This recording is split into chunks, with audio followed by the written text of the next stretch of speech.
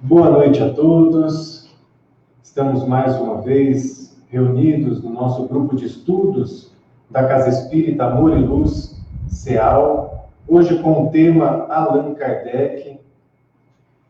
Desde já agradeço a presença de todos e aqueles que quiserem compartilhar a nossa live com os seus amigos, com os seus conhecidos, aqueles que você acredita que vai gostar e se interessar pelo tema do Allan Kardec, compartilhe então a nossa live para que a gente dissemine esse conhecimento, dissemine as nossas experiências.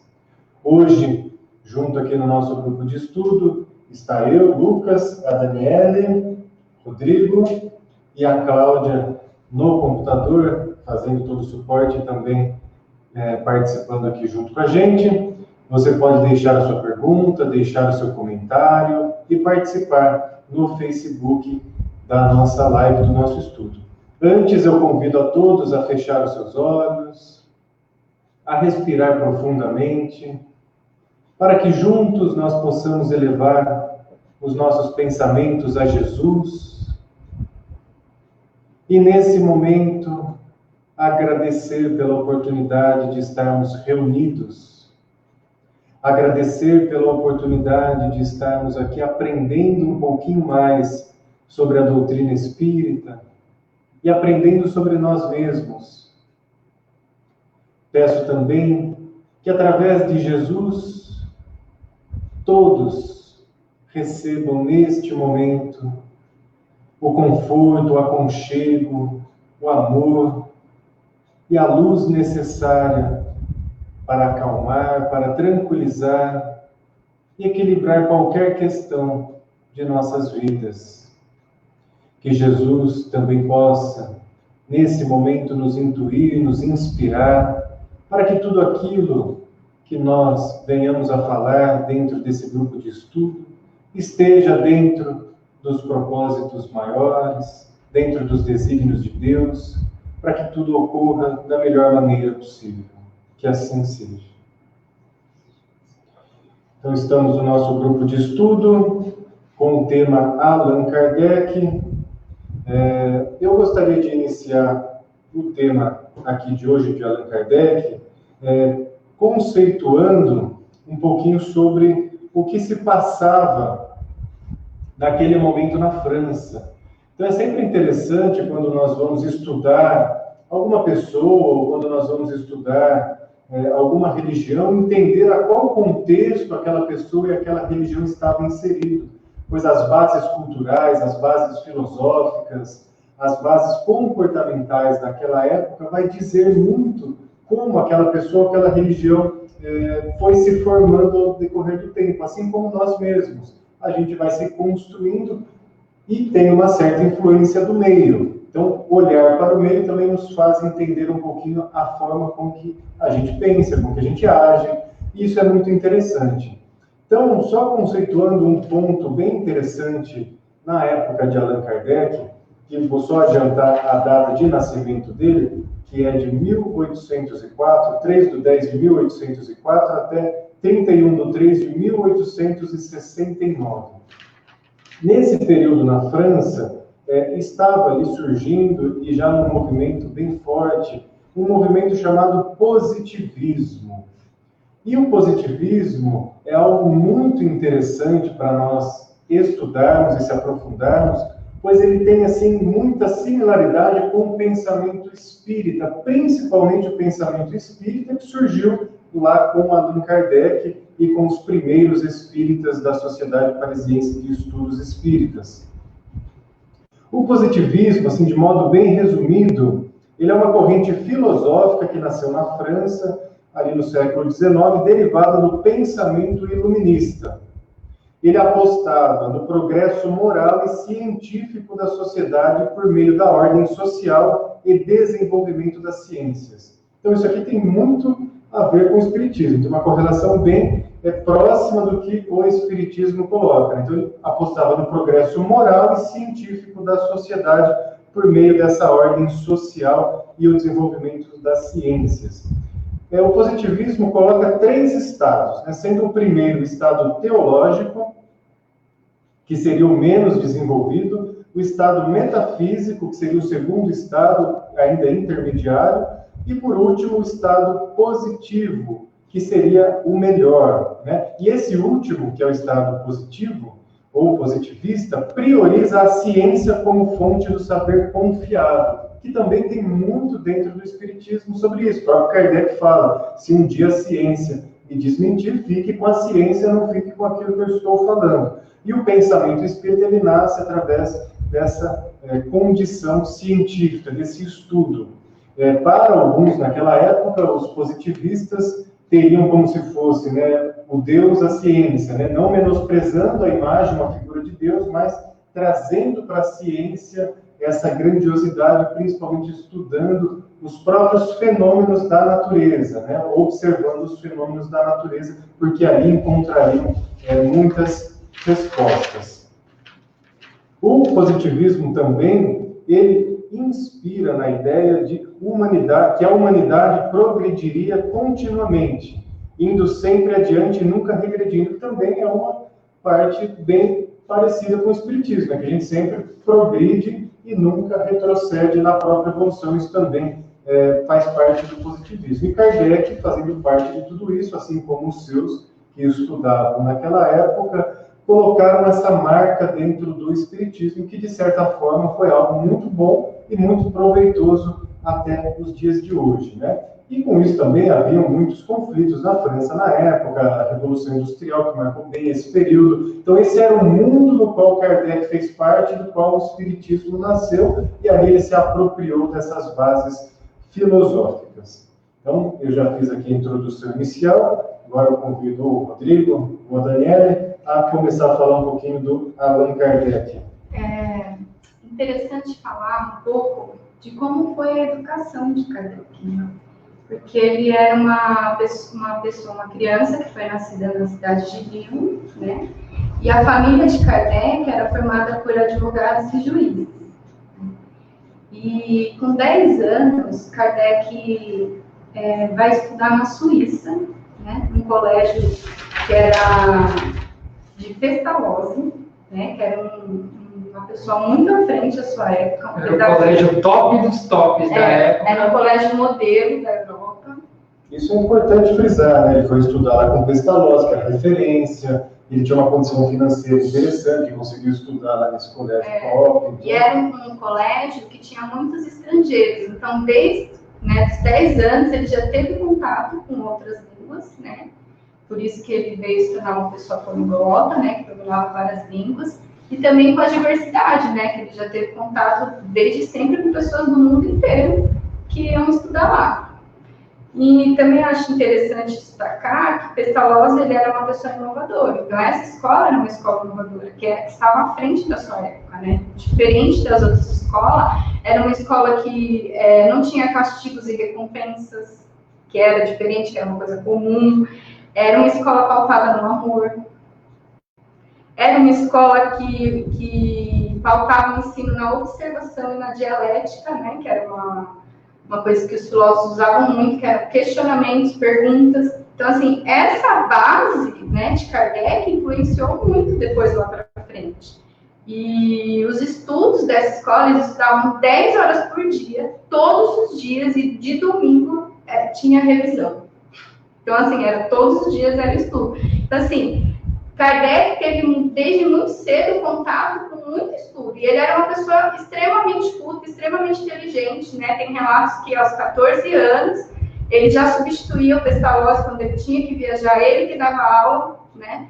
E o Pestalozzi também era uma pessoa muito caridosa, né? Ajudava muitas pessoas. Então, assim, o Kardec teve muito contato com esse lado de caridade que ele levou depois para a vida dele. E a gente tem que salientar que realmente Kardec era um dos discípulos assim mais fervorosos do Pestalozzi, era um que seguia à risca mesmo os ensinamentos, assimilou muito bem. E aqui eu estava vendo para recordar alguns dos idiomas que Kardec dominava, né? Então ele, além do francês, ele falava alemão,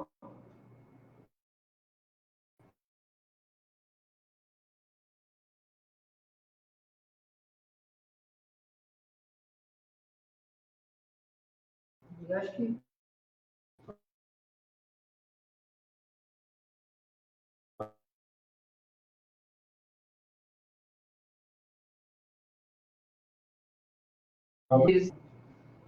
E aí, assim, contrariando o que seria o destino dele, que era ou ser advogado ou juiz, que era o que a família dele era, ele assume, ele acha que ele se identifica tanto com o Pestalozzi que ele decide ser educador. Então, com 20 anos, quando ele volta para a França, né, ele funda um instituto de educação. que era uma coisa muito inovadora, porque hoje o que é normal, o conhecimento pedagógico. Então, a ciência de ensinar, na época, era extremamente inovadora, não tinha amplo conhecimento dessa ideia de como você abordar a questão da docência, né? A pedagogia que a gente tem hoje era uma dos estudos, assim, uma das lutas de Pestalozzi, para que fosse criada a ciência da pedagogia, que é a ciência do ensinar. E aí, Kardec, quando volta para a França, com 20 anos, já funda o instituto, né, que ele era o diretor, e aí passa a assumir a educação como sua profissão.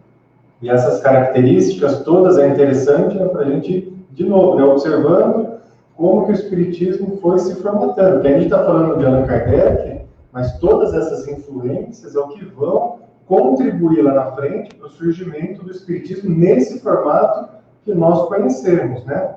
Só gostaria de colocar aqui, porque é um nome difícil, né? Qual que é o nome, então, de Allan Kardec? Né? Sim. Hippolyte Léon Denisard Rivail, né? Não sei se a pronúncia é exatamente essa, né? Mas Hippolyte Léon Denisard Rivail, né? Ele só assume o pseudônimo ou este nome Allan Kardec mais à frente, já quando ele começa, então, um trabalho mais próximo do Espiritismo, um dos espíritos que sugerem este nome a ele, né? E na França ele era conhecido como professor Denisard, né? E assim, dos 20 aos 50 anos, ele desenvolve exemplarmente estudos à base da educação. Então ele traduz, ele cria manuais, ele ganha prêmios, ele se forma em várias outras áreas, além da ciência e da filosofia, química, astronomia, entre outras. Então, assim, ele ganha prêmios, ele se torna uma pessoa assim, extremamente conhecida, extremamente respeitada na França, né? Sem dúvida. Vários dos seus manuais que foram escritos na época foram aceitos e pela França, né? Pelas universidades francesas, e assimilados como, esse é o jeito que a gente vai ensinar a partir de agora. E eram os manuais escritos pelo professor Rivail, né? Denisard Rivail. E ele até ganha o título de mestre da pedagogia moderna. E aí... E ele não era o Kardec ainda, nem existia nada não tinha nada de Kardec. E aí, em 1832, né, na faculdade, ele conhece a Amélia Gabrielle Bouvet, que ele chama de Gabi, né? E eles se casam em 1832. E assim, a gente acha pouca coisa escrita sobre a Gabi, né, sobre a Amélia, só que ela também era uma pessoa extremamente culta. Ela tinha 3 obras escritas, inclusive uma era premiada na França, e ela era professora de letras e belas artes. Então, assim, ela era uma pessoa extremamente culta também, que era premiada e que veio a somar depois com Kardec. E é interessante a gente entender, né, essa vida de Kardec, para entender também o que ele abriu mão, né, quando ele teve contato com a doutrina. Porque quando ele assume o pseudônimo de Allan Kardec, ele abre mão de tudo isso, de todo esse renome que ele tinha, né, toda essa fama, né, vamos dizer assim, que ele tinha, ele e a esposa dele, né. Só voltando um passo ainda, né, que eu também acho interessante a gente comentar, sobre a família de Kardec, né. Já falou um pouquinho dessa família de juristas, né, de advogados, mas também uma família que, para a época, não há nenhum espanto nisso, uma família que vem do berço católico, né? Ou seja, a forma também de pensar e agir naquela época tinha um peso muito grande dentro do catolicismo. E depois ele teve uma influência do protestantismo, né? Do protestantismo ali na sua formação, principalmente nos seus estudos ali na Suíça, né? Na fase de juventude. Então isso também é interessante a gente saber por quê. isso fez parte de Kardec e fez parte da forma dele pensar. E faz parte da forma de praticamente todos nós pensarmos. Mesmo que você nunca tenha sido católico, nunca tenha sido protestante, né, ou qualquer outra religião do gênero, há uma força muito grande nos nossos pais, nos nossos avós, na sociedade, e isso acaba também nos influenciando, de certa forma, no jeito de pensar. Tanto que o espiritismo no Brasil, né, como a gente vive hoje, ele é algo assim muito próximo na parte prática, não vou entrar nem nas teorias, mas na parte prática, em muitas coisas, com o catolicismo, com as igrejas evangélicas, com os terreiros urbanos. Então, aqui no Brasil, tudo é muito parecido com tudo, né? Porque acaba tendo essa influência de forma mais generalizada. E tem até relatos que, por ele ter essas duas formações, né, católica e protestante, ele chegou a questionar e até escrever para tentar unir, porque ele já tinha essa ideia da unificação das crenças, né? Então, você vê, já jovem, ele já tinha essa ideia. E talvez o norte, né, voltando ali no positivismo, tendo a ciência como esse caminho, esse pensamento, essa filosofia, tanto que o espiritismo em conteúdo é muito filosófico, né? Assim, ele tem essas bases muito marcantes de pensar, né, de nos ensinar a pensar. Isso é muito interessante. Pode falar. Então, aqui, ó, as matérias que ele lecionou: química, matemática, astronomia, física, fisiologia, retórica, anatomia comparada e francês. E aí, já começando a iniciar o passando já na doutrina, né, na codificação, paralelo a isso, ele começa a passar a ter um contato com o magnetismo, né? Então, ele começa a estudar o Mesmer, né, que era muito conhecido na época, então tinha uma sociedade até de magnetizadores, a qual ele fazia parte, que até no filme, quem já assistiu, de Kardec, ressalta bem, né? E o magnetismo era um magnetismo animal que significa a força natural que todos os seres humanos tenham e que poderia ter efeitos físicos e até a cura, através desse magnetismo, e era uma coisa que Kardec também estudava. E do magnetismo também é importante a gente frisar que é algo muito marcante dentro do espiritismo até hoje, né? Hoje nós não utilizamos tanto o nome magnetismo dentro do meio espírita, mas ele está aí nos passes, na fluidoterapia, nos tratamentos que são feitos nas casas espíritas, nas intervenções espirituais, tudo passa aqui pelo magnetismo. E uma outra figura bem marcante ali é Leon Denis, né? Também foi muito importante e influente nesse caminho mais para frente aí da descoberta e do estudo do espiritismo. E aí, essa primeira parte de Kardec, acho que basicamente é isso, né? Só um comentário, né? Com tudo isso que Kardec fazia, né? Na época ainda não era Kardec, era o professor Denis Arc, ele ainda dava aulas em casa. Toda essa parte de caridade já estava desenvolvida nele e na Gabi. Eles davam aula para as pessoas, para as crianças que não tinham possibilidade, em casa. Então, todo esse lado de caridade também foi desenvolvido junto com a moral e com toda essa parte científica dele. Então, por que nós resolvemos trazer tudo isso, eu acho? Como a gente disse, primeiro porque é importante contextualizar entender o contexto que estava inserido, realmente é muito importante, porque no final lá dos anos 1700 do século XVIII, teve realmente a Revolução na França, o bicho pegou por lá, depois teve a ascensão de Napoleão, e aí teve a Napoleão saindo por aí, tentando conquistar toda a França, então a Europa toda passava por um momento turbulento. Os ideais realmente de liberdade, igualdade e fraternidade eram pulsantes naquela época, né? E é uma época de pessoas realmente que passaram pelo planeta de forma brilhante, né? Muitos pensadores que embasam até hoje o direito, a educação, enfim, um jeito nós também um pouco da biografia, reconhecer um pouco da biografia desse ser, porque não é fácil. Se a gente, no nosso cotidiano, enfrentando os nossos problemas, né, já tem dificuldade para receber e poder organizar, sistematizar a doutrina dos espíritos, não poderia ser qualquer pessoa, né? Então, a ideia de entender que era realmente uma pessoa com formação generalista, uma pessoa poliglota, que conhecia várias culturas, um educador, um cientista da educação, que tinha, né, já tinha o conhecimento sistematizado, a organização do conhecimento com a sua vida, né?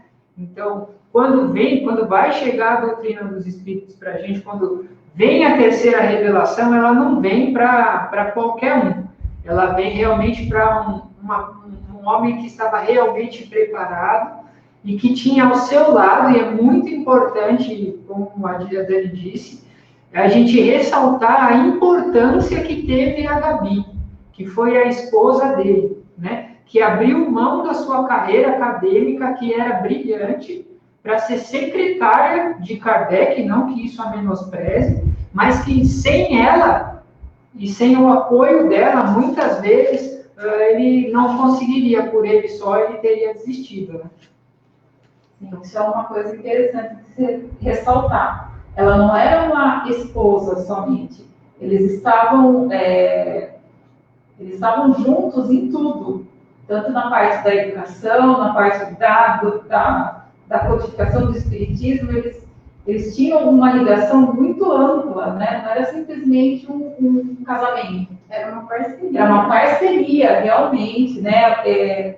Os dois tinham os mesmos propósitos, né? Os mesmos pensamentos. Eles realmente tinham uma parceria, uma coisa bem diferenciada. Agora, eu gosto de questionar as coisas, né? E eu queria entender, trazer para a nossa mesa, então, para a gente poder avançar, um questionamento. Um cientista, uma pessoa que embasa o conhecimento na ciência empírica, ele inventou o espiritismo? Será que ele aceitou de prontidão? Será que ele foi lá e se trancou no quarto um dia e escreveu 5 livros? Porque ele escreveu um monte de livro, ele foi lá e só escreveu mais 5. Como, né? Eu queria trazer essa discussão agora para a gente entender agora, não sei se alguém tem mais alguma coisa sobre a biografia, mas para a gente então começar a entender, né, como foi que esse professor deixa de ser simplesmente então o Rivail e passa a ser Allan Kardec. Como que ele conseguiu, como que ele fez isso? Ele simplesmente se trancou no quarto, ele estava entediado, se trancou e escreveu as 5 obras? De que forma que se deu isso? Isso eu acredito que em algum momento ali da vida dele, assim como você bem colocou, né, dessa característica de questionar, né, essa característica eu vejo também era algo peculiar nele. E quando ele é apresentado para os famosos fenômenos das mesas giratórias e que tudo aquilo estava acontecendo na época da França, né? Muitas coisas ali eram fraudulentas, eram charlatões, né? E ele sempre distante de tudo isso, mas além desse ponto de questionar, também vejo que havia um idealista ali dentro, né? Então, só o fato, como a Cláudia citou aqui, que ele dava aulas para as crianças que não tinham condições, isso tinha um peso muito forte dentro dele de querer, assim como o positivismo falava, uma sociedade melhor através do progresso moral e intelectual. Então eu vejo que essa transição ela foi acontecendo, né? De fato, ele não se fechou num quarto lá e psicografou todos os livros, ou escreveu todos os livros, ou ele falou, opa, peraí, meus livros não estão vendendo, deixa eu mudar aqui o marketing, vamos criar uma coisa nova, né, para ver se tem outro nicho de mercado. Não foi muito por esse caminho, né? Então foi essa construção passinho por passinho. Antes do espiritismo, antes do Kardec ter esse contato com o espiritismo, ele já vinha sendo preparado, né? Então, assim, ao contrário de que muitos pensam que o espiritismo começou na França, não foi na França, né, foi na América, com as irmãs Fox, que eram americanas, né, elas eram protestantes, e aí elas se mudam para uma casa e começam a ter contato com pancadas nessa casa, né, e aí uma das menininhas, das irmãzinhas, resolve questionar as pancadas. Então ela faz 3 toques, e aí ela percebe que 3 toques são respondidos. Aí outra vai lá e fala, então deixa eu fazer, faz 4 toques. E aí elas começam a fazer perguntas com 5 não, né? Então, assim, essa foi a primeira comunicação que a gente sabe, né? E isso começa a se espalhar pela Europa toda, né? E aí começam os fenômenos que a gente conhece das mesas girantes, que eram, na época, as pessoas iam ver as mesas girantes com o intuito de passar tempo. Entretenimento. Então, assim, as pessoas se reuniam lá no teatro para ficar vendo lá o que eles achavam que era uma coisa, né, maravilhosa, uma coisa sobrenatural. E, assim, a princípio, Kardec, quando sabe das mesas girantes, ele acha que tem a ver com magnetismo. Né? Ele acha que fraude. Aí depois ele fala, isso aí é magnetismo. Isso daí é magnetismo que explica. Magnetismo já... Né? Isso aí já conheço, tem interesse. E aí, quando o Fortier, que é um amigo dele, magnetizador, vira para ele e fala, então, convida ele para assistir e fala, esses fenômenos, eles são inteligentes, eles respondem perguntas. E aí isso intriga Kardec. Ele fala, mas como? Né? Como responde perguntas? E aí ele resolve ir assistir uma reunião. E é bom frisar também, né, que nem a Dani falou desses fenômenos lá nos Estados Unidos, na América, né, das irmãs Fox, né, é interessante mostrar também que o fenômeno em si não é uma particularidade do espiritismo, né, ele já existe desde que o homem existe, desde que o mundo é mundo, né, ele foi se intensificando muito mais nesse período e principalmente os fenômenos de materialização, né, os fenômenos mais ostensivos, onde objetos se movimentavam, onde havia aparições dos espíritos, e tudo isso foi ficando de forma mais intensa, né? Hoje já é mais difícil encontrar tanto médiums quanto instituições que trabalham com esses fenômenos, uma porque talvez já não seja mais o propósito mesmo, e outra porque não se tem talvez o estudo aprofundado do magnetismo que, como Kardec já bem adiantou ali, tem grandes respostas para muitas coisas, né? E aí ele tem contato com as mesas girantes, ele tem 50 anos. Né? 50 anos de idade, né? Então imagina, vamos trazer para o nosso dia a dia, né? Vamos trazer para o nosso. Então imagina, você tem que trabalhar, tem que pagar as contas, né? Tem problema com a família, né? Com o pai, com a mãe, com os irmãos, tudo isso que a gente passa, né? Beleza. E aí é uma sociedade que ainda não tem luz elétrica, não tem automóvel, não tem avião, né? Não tem nem telégrafo, né? É uma sociedade muito... Não tem internet, não tem WhatsApp, né? E aí chega um senhor já, né, chegando nos seus 50 anos, e fala, ó, as mesas giram e tem inteligência própria. O cara falou, não é possível. É cilada. Então, a primeira noção, ou a primeira reação que ele teve foi a de ceticismo mesmo. Agora, eu acho muito interessante a colocação do Lucas, quando ele fala que o espiritismo não inventou o mundo espiritual, né? E existem vários relatos, tanto no Velho Testamento, quanto no Novo Testamento, quanto nos livros sagrados de outras religiões, de coisas que são amplamente estudadas na codificação espírita, né? Então, quando Maria recebe a visita do anjo para avisar que viria um bebê, se ela viu um anjo, o anjo não está vivo, né?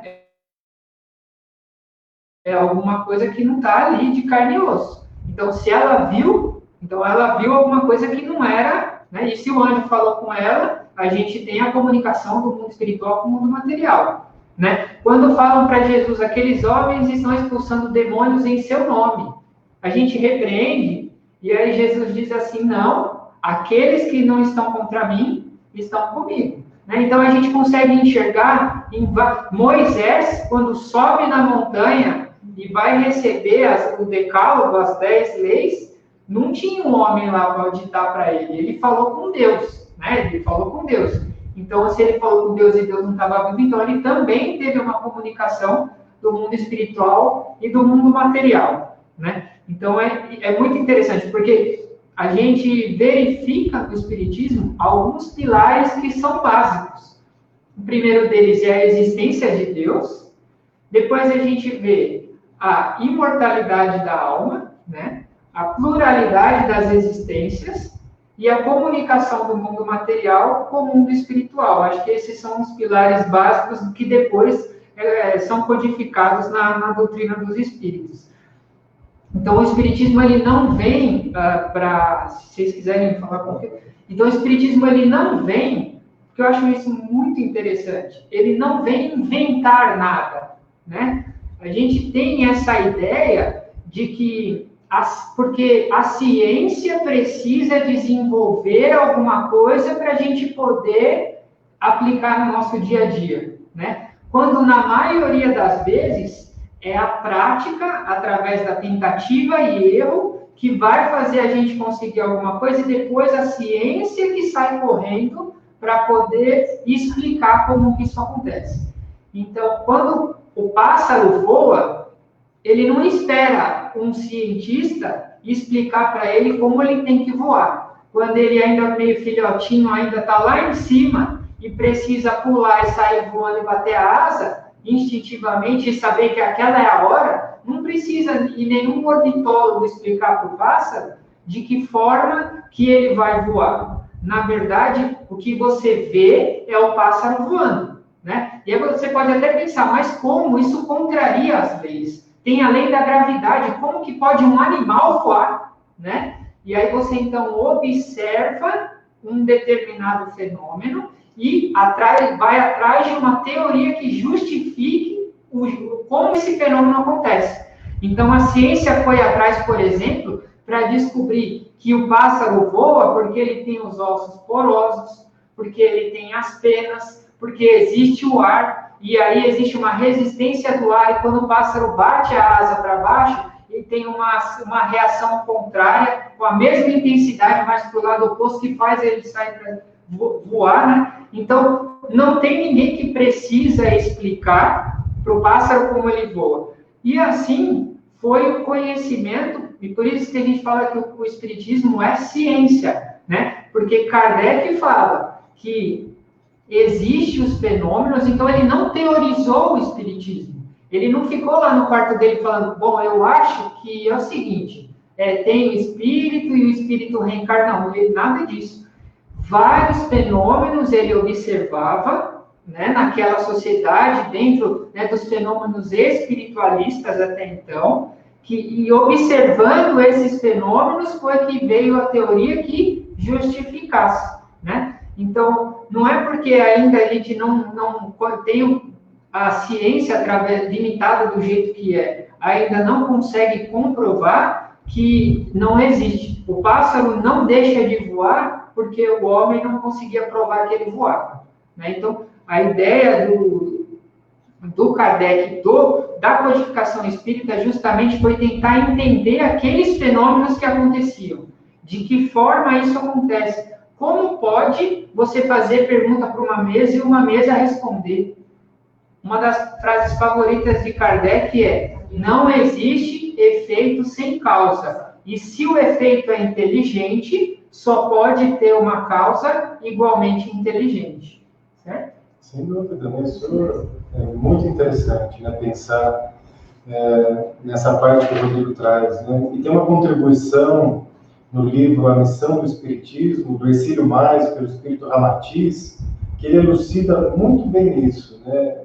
Com as minhas palavras eu vou citar aqui, mas ele diz que Kardec realmente ele não criou e não inventou nada, mas ele teve uma brilhante capacidade de organizar de uma forma sistemática conhecimentos que até então estavam fragmentados um pouquinho em cada lugar, um pouquinho em cada região, e ainda ele coloca que o Espiritismo, quando nasce através de Kardec, ele vem com a missão de trazer a iniciação à luz do dia. Então ele traz essa alegoria de imagem, essa simbologia, dizendo que agora o conhecimento exclusivo de algumas determinadas associações, de algumas determinadas religiões, poderia vir, e assim como veio, para todos. Então, essa disponibilidade para todos seria a iniciação à luz do dia. Ele saiu daquele algo oculto, daquele algo fechado, onde poucas pessoas detinham o conhecimento, não só dos fenômenos mediúnicos, mas as próprias respostas, muito bem colocadas no Livro dos Espíritos, que é um grande marco ali naquele momento, não só na França, mas para vários estudiosos, né, onde Kardec formula as perguntas com outras pessoas, e os espíritos vão respondendo ali, trazendo essas respostas assim, muito objetivas, né? Não ficou algo assim, é assim, eu acho que é daquele jeito. Não, realmente teve uma comprovação. Ele fez vários experimentos, ele foi em diversos médiums, ele foi em diversos lugares, ele ouviu diversas respostas, até chegar em algo, está todo mundo falando algo parecido aqui, deixou achar esse ponto em comum. Então, ele criou essa metodologia para conseguir sistematizar a doutrina espírita. Então, quando o Ramatiz coloca isso, é bem real. Isso não tira o mérito de Kardec, isso não tira o mérito do espiritismo, pelo contrário, mostra a capacidade que teve de unir o conhecimento, de juntar de uma forma muito bem organizada, para que todos pudessem ter acesso. E isso também é um dos princípios do espiritismo, né? Todos podem ter acesso, inclusive todas as religiões, né? Que a terceira revelação, né, que é a doutrina espírita, que é o Consolador prometido, que Jesus, né, disse, que é o Espiritismo, já é com essa ideia de não ser personificado em uma pessoa, né? E sim, como a gente falou, começou na América e foi se espalhando pelo mundo inteiro, porque a ideia do Espiritismo é que mais pessoas tivessem acesso de uma forma mais rápida, né? Então, acho que é interessante falar isso. Agora, então, vou pegar mais uma fala aqui para a gente ampliar para ver como eu acho digníssimo esse tema de hoje, porque a gente entender como funcionava, é óbvio que ele foi intuído, mas como funcionava a cabeça dessa pessoa. Porque imagina que eu me coloco no lugar dele, imagina, então, aí beleza, ele se convenceu de que existia uma causa inteligente, certo? O quão brilhante ele foi, porque a primeira pergunta, por exemplo, do Livro dos Espíritos é: o que é Deus? Não é quem é Deus, é o que é Deus. E aí ele teve acesso a uma resposta. E Lucas disse que não foi nessa primeira resposta que ele foi lá e escreveu. Na verdade, ele fez a pergunta para outro, e fez pergunta para outro, e fez para outro, e não era no WhatsApp. Não era tipo, vamos criar um grupo espírita aqui no WhatsApp e fazer a pergunta e o pessoal ia mandando a resposta.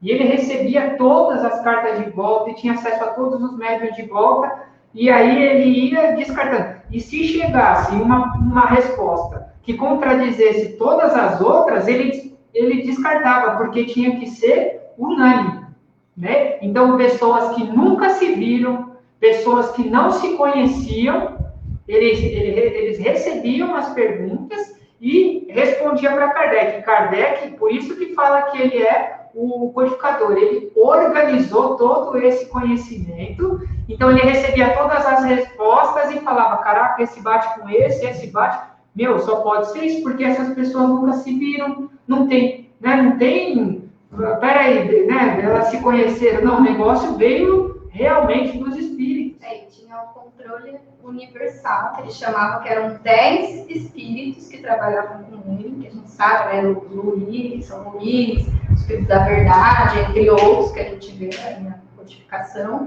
Então, tudo, além dele fazer tudo isso, depois ele passava pelo crivo do controle universal. E acho interessante também ver que depois ele vai trabalhar com as irmãs Baldin, né? E a idade delas, né? Então, assim, porque ainda pode questionar, mas pode ser que a pessoa, né, estava falando... dentro da cabeça dela. E aí, a Julie, que era uma das meninas, tinha 14 anos. Então, assim, a gente lê a doutrina e fala, como que uma criança de 14, uma adolescente de 14 anos ia dar uma resposta dessa? A gente vai ler o livro dos Espíritos, você lê a resposta e você fala, tá, eu acho que está em outro idioma de novo. Aí você lê de novo, aí a outra tinha 16 e depois ele vai trabalhar com a Jafé, que tem 18, né? Raquel, né? Ruth Jafé. São várias pessoas, né? São várias que essas foram as primeiras, né? E principalmente várias mulheres, né? Isso é interessante a gente salientar, porque às vezes a gente olha de fora e rapidamente acha que foi Kardec que fez tudo, né? Aí ele sozinho, às vezes não lembra da esposa, não lembra dessa atividade de médiums ali que contribuíram. Aí as pessoas podem perguntar, mas por que então só tem o nome dele lá? Então a gente pode entender o nome dele lá como um projeto, né? Tanto que não é nem o nome real dele, é um pseudônimo. E todas essas pessoas contribuíram. Então Kardec ele não realizou nada sozinho, ele foi o cabeça ali, que foi organizando, foi sistematizando, foi questionando, que foi organizando de uma forma muito fácil, de uma forma muito inteligente a doutrina. E esse nome, Allan Kardec, veio de uma das primeiras comunicações que Kardec recebeu, né, dos Éferos, e ele diz que, ele fala, cita esse nome, que era um nome de outra encarnação de Kardec, quando ele era um sacerdote druista, né? Engraçado que druista já tem as ideias, né, quando a gente vai estudar espiritualistas e tal, druistas já tinham esse lado espiritualista. E aí ele fala, Allan Kardec, aí ele decide usar esse nome, né?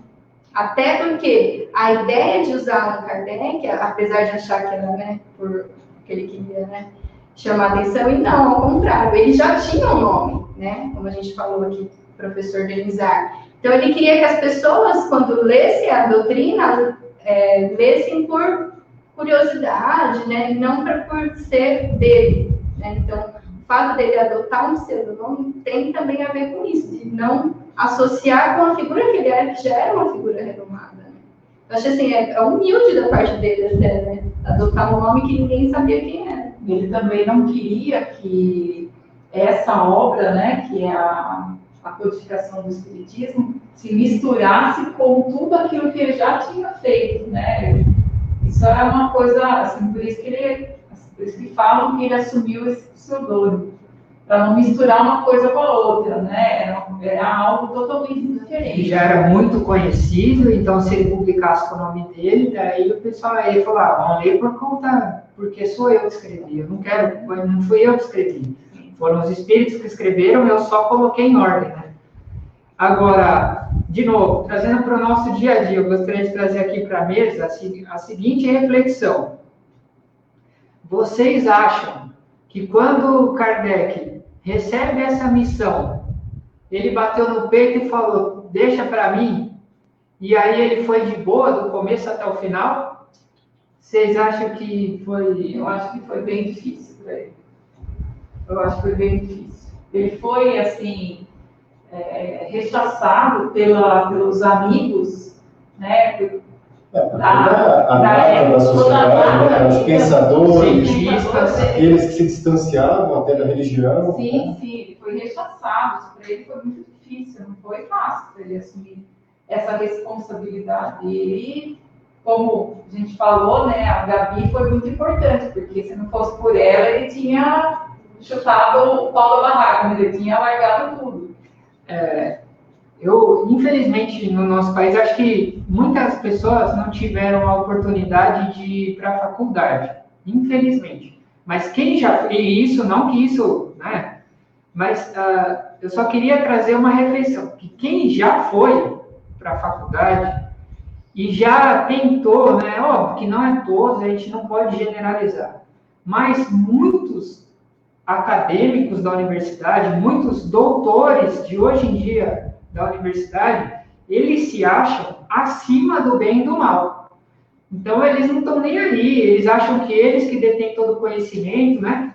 E Kardec, que na época era o Rivail ainda, ele estava o tempo todo no meio dessa nata, ele fazia parte da nata, né? E a gente sabe muito bem que no meio acadêmico existe muito orgulho, né? Muita vaidade, porque fulano tem, o currículo CAPES do fulano tem não sei quantas publicações, Beltrano tem não sei quantos livros, mas ciclano se formou lendo o livro do Beltrano, e tem toda essa pompa, toda essa vaidade.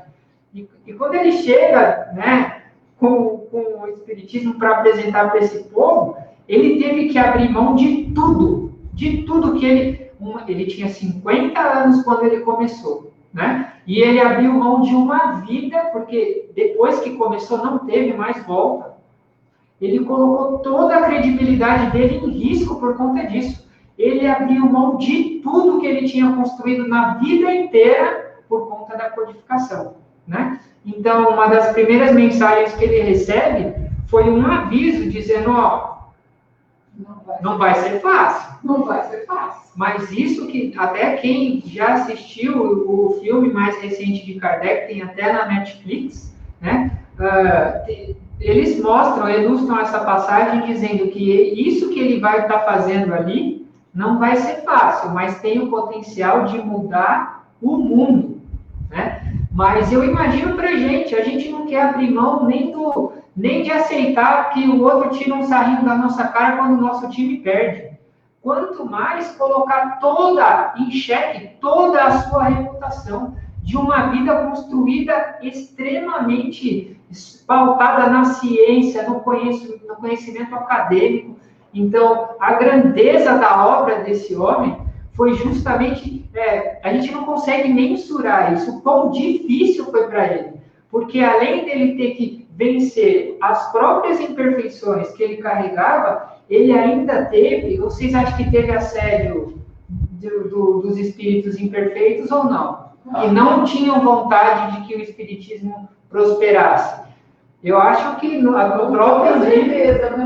próprio filme eles também relatam essa parte da quantidade de assédio que ele recebeu, né, dos espíritos. Se por um lado tinha os espíritos que o auxiliavam, que o protegiam, né, também tinha os espíritos que antagonizavam e não queria que esse conhecimento tão consolador, tão revelador, chegasse às pessoas, né? Então, eu só disse isso por conta para a gente poder reconhecer o tamanho da obra e o quão difícil foi, no primeiro momento até, de abrir mão da reputação dele, de tudo que ele construiu, de todo o esforço que ele teve, de uma vida, para ele abrir mão de tudo em nome do Espiritismo. Isso que o Rodrigo está trazendo de Kardec, né, depois ia vir, né, ser elucidado nas passagens do Evangelho, quando Jesus, por diversas vezes, né, que imagina Kardec escrevendo, né, se aprofundando na moral do Evangelho, ele vendo as passagens ali, em muitos momentos Jesus falando, viu,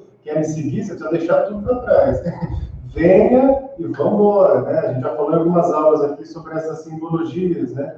Então, ele vivenciou o que o Evangelho hoje nos mostra, né? E o que Jesus mostrou lá atrás, né? Foi custas ali a muita dor, muito sofrimento? Provavelmente foi, né? Porque, geralmente, aqueles que dão a largada e saem primeiro ficam mais suscetíveis às críticas, né? Hoje, nós somos privilegiados de poder aqui cada um professar a sua fé, de cada um poder falar do seu conteúdo, mas naquela época, que isso ainda não existia, e era até visto com maus olhos por essa sociedade que ele fazia parte, que é o Clube do Bolinha, era um peso muito maior, né? E tudo isso se intensifica principalmente com a publicação do Livro dos Espíritos, em 1857. Depois que publica o livro, então, aí a vida dele vira realmente um mar que não era de rosas, né? Imagina, se hoje a gente tem dificuldade de falar, né, que a gente né, que a gente professa a doutrina espírita, imagina naquela época.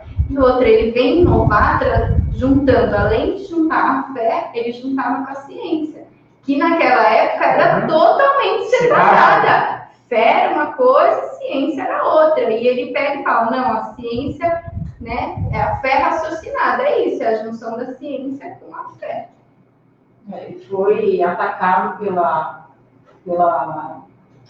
Igreja Católica. Mas só a gente falar, por quem ele não foi atacado? Bem isso, Rodrigo. Porque ele não foi atacado, né? Depois da publicação do Livro dos Espíritos, mas até o fato de terem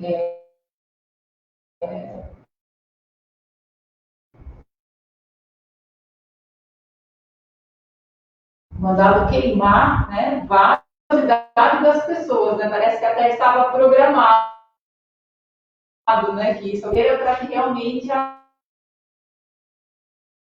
a informação que ele trouxe, né, pagasse, né? Fez, inclusive, que fosse tomando um corpo mais religioso, né? Que fosse tomando essa vontade maior das pessoas se reunirem e praticar aquilo que faziam, né? Porque até então estava muito focado ainda na filosofia, no pensamento, ciência, né? Explicar os fenômenos, nessa investigação do mundo, dos espíritos, dos fenômenos naturais. Quando acontecem esses fatos da perseguição, principalmente dos movimentos religiosos, esse grupo que se sentiu acuado precisa falar, opa, peraí, a gente precisa se juntar aqui também e vamos começar a praticar o que a gente está escrevendo aqui, isso foi tomando esse corpo também religioso. Então, hoje nós só estamos aqui falando de doutrina dos espíritos graças ao que essas pessoas passaram lá atrás. Graças a todos eles, a gente tem muita referência aqui no Brasil de vários médiuns, uns mais conhecidos, outros menos, mas essa turma lá da França, nessa época, foi importantíssima para que a gente chegasse aqui hoje. Mesmo esses que foram contrários, né? Então, a igreja que foi contrária foi muito importante, as pessoas que criticaram foi muito importante, porque isso foi dando corpo e também, de alguma forma, fez com que Kardec e os estudiosos ali conseguissem, não digo nem converter, mas provar, entre A mais B, que o pensamento científico continuou dentro do espiritismo, né? A forma de pensar deles está ali dentro. E isso só fez com que a doutrina chegasse aonde chegou.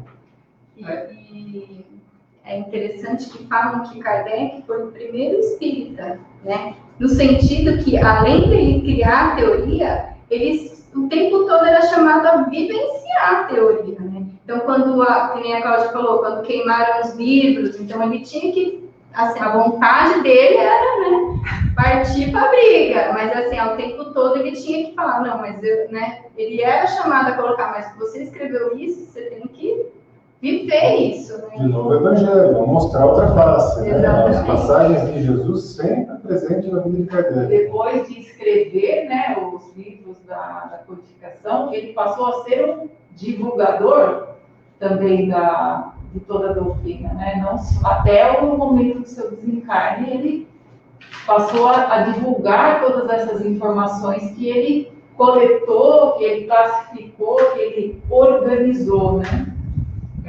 E aqui, para a gente tentar, né, incutir curiosidade no povo, o povo é atrás da... Então, eu gostaria, já que a gente já chegou, então, em 1857, quando ele publicou a primeira versão do Livro dos Espíritos, com 501 perguntas, certo? E aí depois veio a segunda edição, com 1.019 questões, só que só com 1.018 questões que são enumeradas, mas tem 1.019. E aí, então, depois ele escreve o Livro dos Médiuns, que foi publicado em 1861, e o Livro dos Médiuns, ele sai do livro segundo do Livro dos Espíritos, a partir do capítulo 6. Depois vem o Evangelho segundo o Espiritismo, 1864, e ele vem do livro terceiro do Livro dos Espíritos. Depois vem o Céu e o Inferno, publicado em 1865, que vem do livro quarto do Livro dos Espíritos, e por fim a Gênesis, que foi publicada 1 ano antes da morte de Kardec, que sai do livro primeiro, os parágrafos 1, 2 e 3, e o livro segundo, os parágrafos 9, 10 e 11, né? E aí ele escreveu ainda também o que é o Espiritismo, né, que é um livro introdutório, em 1859, e também tem as obras póstumas, que é uma coletânea de textos de Kardec, que foi publicada em 1890, né? Então, o Livro dos Espíritos, ele é tão, como posso dizer, importante, que todo o resto da doutrina espírita sai de dentro do Livro dos Espíritos, né? Agora... Peraí, só um pouquinho. Paralelo a isso, tem a Revista Espírita. Que ele escreveu por 11 anos, mensalmente, e na Revista Espírita, que é muito legal, não sei se alguém já teve a oportunidade de ver, ele respondia as cartas que ele recebia. Então, as cartas das mais importantes, ele respondia através da revista, porque ela era mais ampla, ela tinha mais acesso, as pessoas tinham mais acesso à revista. Então, ele usava a revista também como uma forma de divulgação. Como o tempo urge, acho que eu gostaria de voltar só uma coisa que o Lucas falou sobre Leon Denis, né? Então, depois de Kardec, até Leon Denis é chamado do apóstolo do Espiritismo, porque ele prosseguiu com a obra de divulgação do Espiritismo depois da morte de Kardec. E uma vez perguntaram para ele se o Espiritismo era a religião do futuro. E ele respondeu que não. Porque quando a gente tende a falar, não, agora eu sou espírita, acha que a gente é melhor que os outros. E não está escrito em nenhum lugar na codificação de que o espírita é melhor que os outros. E Leon Denis corrobora com isso, dizendo, não, o espiritismo não é a religião do futuro. No futuro, todas as religiões se tornarão espíritas.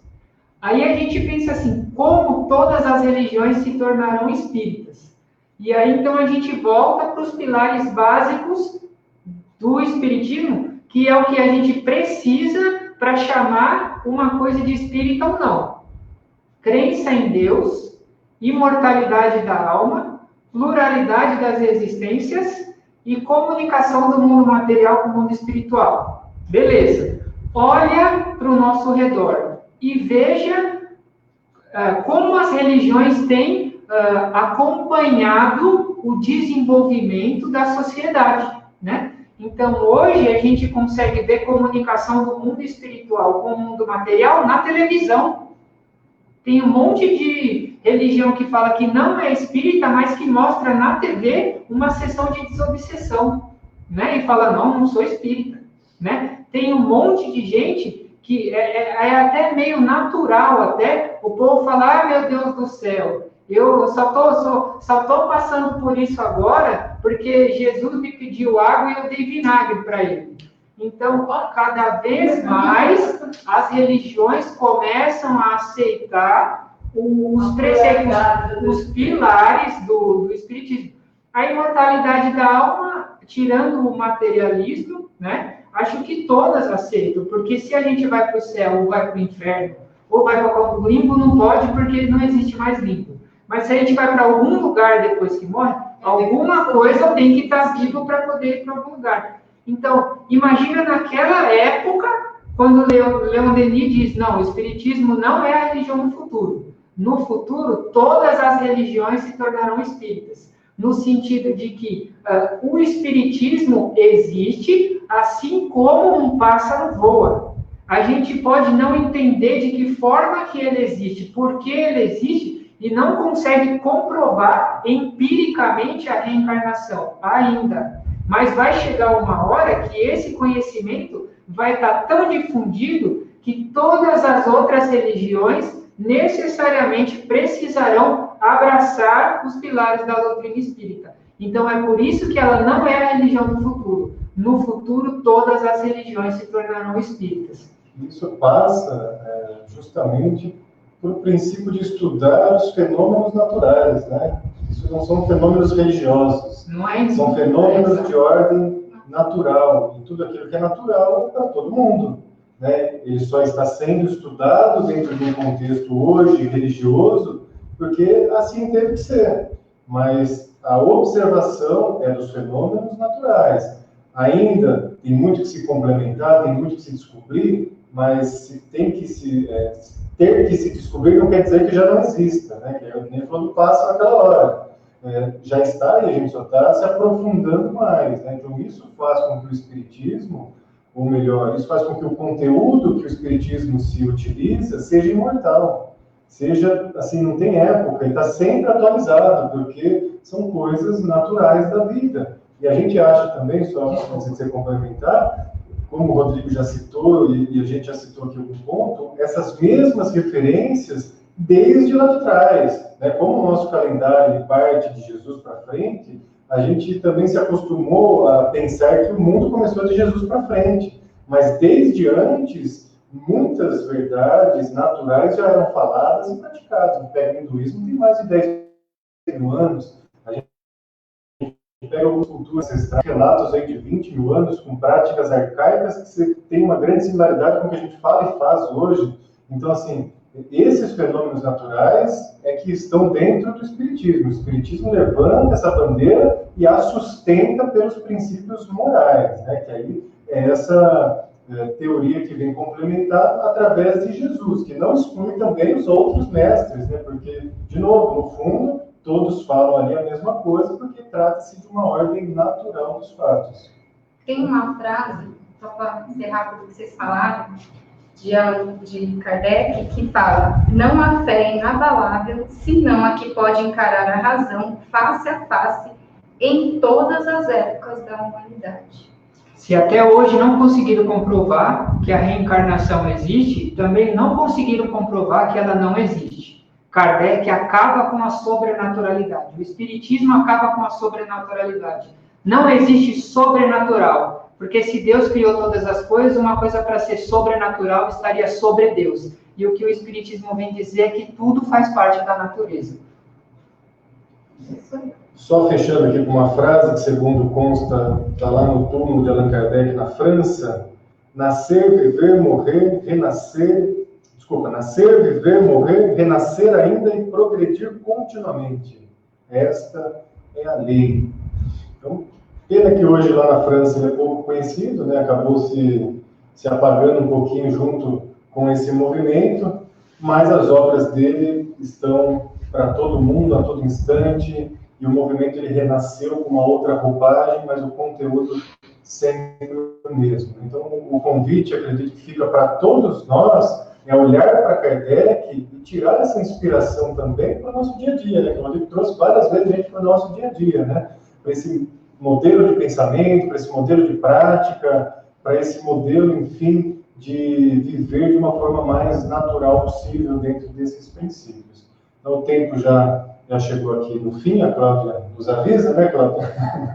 Quase pegou a porta que já acabou já. Gostaria de agradecer, então, a participação da Ana. Quer falar mais alguma coisa? Só agradecer. Agradecer a participação do Rodrigo. Quer falar mais alguma coisa? Foi uma honra. Agradecer a participação da Cláudia. Falar alguma coisa? Não.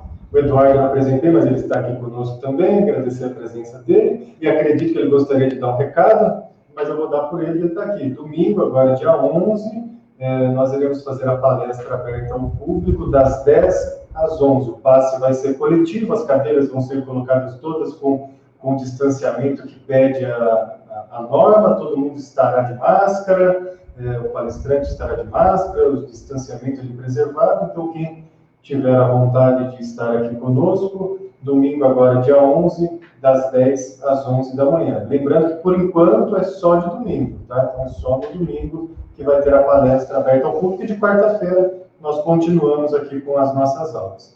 Então, também agradeço a todos por terem participado, mandarem seus comentários, as suas perguntas, e convido novamente para que a gente possa, então, juntos fechar os nossos olhos, agradecer a Jesus, nosso Mestre, agradecer também a este, do qual hoje foi o tema da nossa aula, Allan Kardec, todos aqueles que contribuíram no início, no nascedouro do Espiritismo, assim como cada um que veio depois dele até chegar em nós. E contribuindo também com as nossas vidas, né? Porque não é somente uma religião, é algo que contribui com as nossas vidas e nos faz ser pessoas melhores. Agradecer aos bons espíritos e a oportunidade de estarmos aqui reunidos novamente. Pai nosso, que estais nos céus, santificado seja o vosso nome, venha a nós o vosso reino, seja feita a vossa vontade, assim na terra como nos céus. O pão nosso de cada dia nos dá hoje, perdoai as nossas ofensas, assim como nós perdoamos a quem nos tem ofendido, e não nos deixeis cair em tentações, mas livrai-nos do mal.